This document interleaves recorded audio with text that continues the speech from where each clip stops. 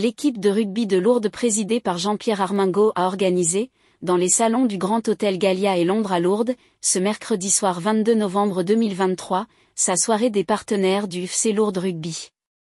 Il s'agissait là d'une grande première pour un club au passé prestigieux, qui amorce un début de saison prometteur, s'installant pour l'instant en pole position de la poule 5 de Fédéral 2. Après avoir remercié Nicolas Vignolet pour son accueil chaleureux dans son établissement, le président a évoqué les bons résultats du club, à tous les échelons d'ailleurs. L'école de rugby a été labellisée meilleure école de rugby du département des Hautes-Pyrénées. Une école d'arbitrage est même en voie de création. Ce sera la seule de la région. Tout de suite, on écoute Jean-Pierre Armingaud. C'est la première fois que nous organisons cette rencontre dans ce magnifique cadre de l'hôtel Gallia à Londres. Je souhaite remercier donc monsieur... Ouais, c'est peut-être une question de distance, voilà, tout simplement. Voilà. Donc merci aux gens qui nous reçoivent, donc monsieur Vignoles, et ainsi que monsieur Pierre Aragon, qui est le directeur de l'hôtel,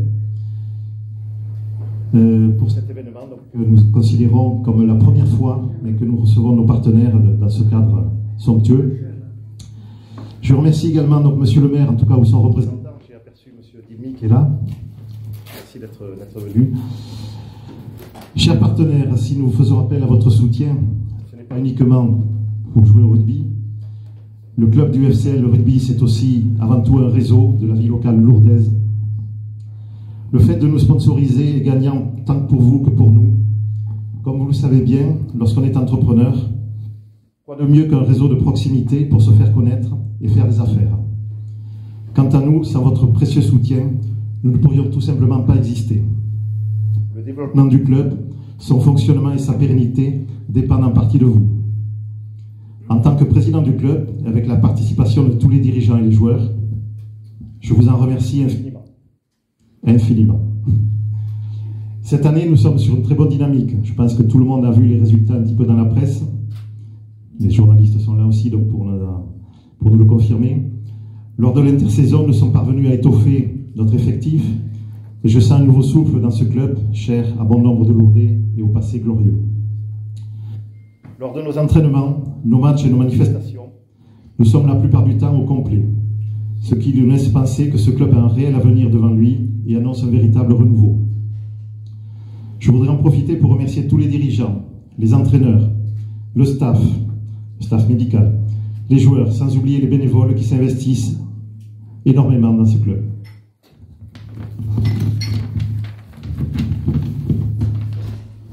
Chaque année, nous essayons d'organiser plusieurs manifestations.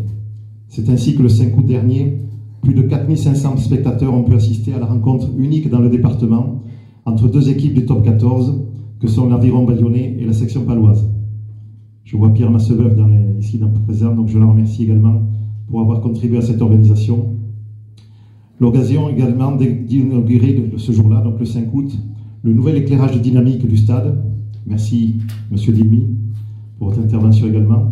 Je crois que les gens qui étaient là samedi soir, et avec la musique, avec l'éclairage, ils ont tous été agréablement surpris de l'effet que ça peut donner, avec une musique un peu dynamique et cet éclairage qui bouge, qui clignote, c'est quand même assez sympathique. Nous avons bien évidemment d'autres projets en cours, notamment l'organisation d'un grand loto qui aura lieu donc le 15 mars 2024 dans l'enceinte de l'espace Robert Hossein. Nous espérons également connaître le même engouement pour l'organisation des finales du comité départemental du championnat régional qui se dérouleront donc le 24 mars prochain au stade Antoine Béguer. Donc ce sont les finales qui regrouperont donc 3 matchs et donc il y aura 6 équipes présentes. Pour le mois de juin 2024, nous projetons également d'organiser un tournoi de beach rugby dans le cadre des fêtes de la Saint-Pierre, donc qui aura lieu place du Champ commun. Voilà pour les projets donc futurs. Au niveau rugbystique et en termes de la 8e journée de championnat, puisque nous en sommes déjà au tiers de la saison, voici notre bilan. Nous avons remporté 7 victoires donc sur 8 matchs, dont 2 à l'extérieur contre les équipes de Riom et de Milan, et avons concédé une seule défaite à Grenade en marquant malgré tout un point de bonus défensif. Avec ces 7 victoires, donc, nous sommes actuellement premiers de la poule, devant Beaumont-de-Lomagne, Saint-Giron et Cahors, que nous allons accueillir donc Cahors le samedi 9 décembre, en terre lourdaise. Donc le match aura lieu à 19h. Donc je vous invite à cocher cette date, bien sûr, sur vos agendas, pour assister à ce match qui sera l'un des sommets de la saison, parce que Cahors reste avec Beaumont, je pense, un de nos principaux adversaires.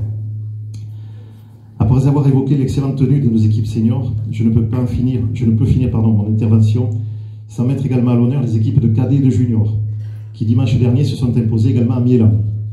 Miélan, finalement, qui va être notre... Ils ne vont pas nous aimer du tout. Et notre école de rugby, donc, qui vient d'être élue meilleure école du département des Hautes-Pyrénées. Et donc l'école de rugby, meilleure école de rugby du département des Hautes-Pyrénées. Fort de la présence au sein du club d'un futur grand arbitre en la personne de Bastien Bredenbach, notre actualité vise également à mettre en avant la création et la prochaine labellisation d'une école d'arbitrage. Donc là aussi, à ma connaissance, qui est quasiment unique dans le département. Si ce n'est peut-être dans la région de Tarbes, je crois qu'il doit y en avoir une autre, mais c'est quand même rare aussi dans le département. Fort de la présence au club donc, de futur grand arbitre, donc Bastien Bredenbach, c'est lui qui va s'occuper donc de la création de cette école de rugby, où il y a déjà 5-6 élèves qui sont prêts à endosser ce rôle, parfois ingrat. On l'a vu en quart de finale de la Coupe du Monde notamment, mais on a besoin des arbitres comme dans tous les sports évidemment. Sans oublier d'adresser également toutes mes félicitations et toutes les félicitations du club à Jean-Charles et Kiki Paulès, qui viennent d'être élus également meilleur entraîneur cadet junior du département. Vous voyez que ça fait quand même à tous les niveaux d'excellents résultats. Rassurez-vous, j'ai bientôt fini. Voici donc ce que je souhaitais partager avec vous.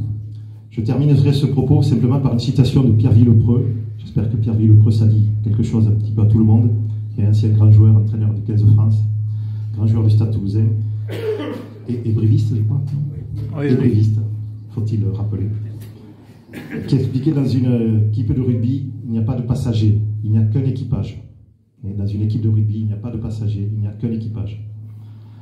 Donc moi, à mon tour, je voudrais reprendre cette formule pour dire qu'au sein du FCL Lourdes, il n'y a pas de passagers, il n'y a qu'un équipage. Et cet équipage, vous en faites partie. Voilà, vous tous qui êtes là ce soir. Donc merci encore une fois d'être venus. Et l'heure est venue de vous souhaiter quand même bon appétit et puis de profiter de cette soirée. Voilà, merci beaucoup.